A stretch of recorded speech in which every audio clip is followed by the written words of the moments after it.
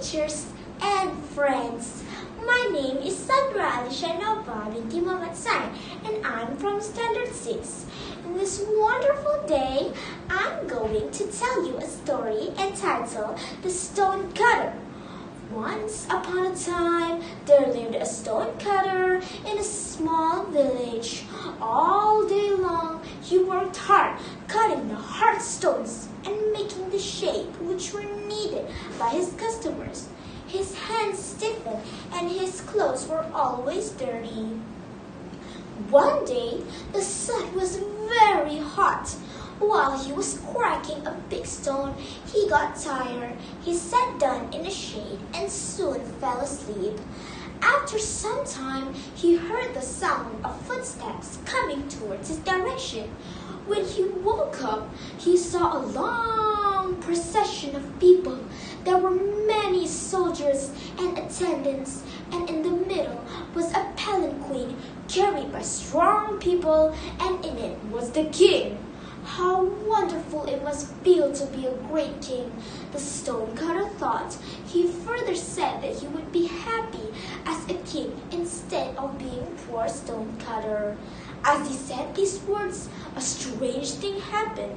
The stonecutter's clothes turned into silk, and shiny jewel was wrapped around his neck. His hands instantly softened, and he was seated in a comfortable palanquin.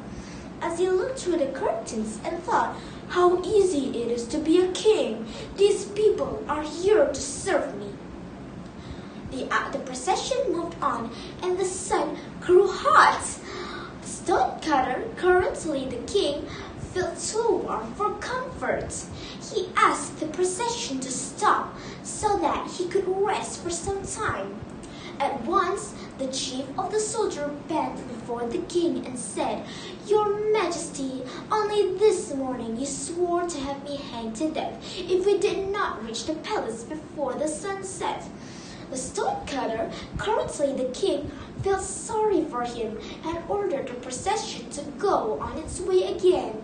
The afternoon went on and the sun grew hotter. The king became more and more uncomfortable. Because of being uncomfortable, he asked if he was not more powerful than the sun. He wished of becoming the sun. At once, he became the sun, shining down on the earth. His new power was hard to control. He shone too strongly that he burned up the fields with his rays and turned the ocean into vapor and formed a great cloud which covered the land. But no matter how hard he shone, he could not see through the clouds. It's obvious that the clouds were stronger and more powerful than the sun, the stonecutter said. He again wished of turning into a cloud.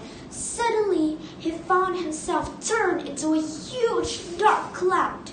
He started using his new power. He poured rain down on the fields and caused floods. All the trees and houses were swept away, but a boulder, which he had been cutting when he was a stonecutter, was unmoved and unchanged. He instantly realized that the rock is more powerful than the clouds.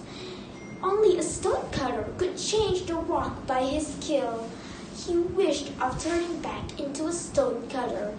No sooner had he said the words, he found himself sitting on a stone with hard and rough hands. He picked up his tools and set to work on a boulder, smiling happily. Ladies and gentlemen, the moral of the story is that we must be contented with whatever abilities we possess. We should not compare it to others. Instead, we should be grateful and make full use of it wisely. That's all. Thank you.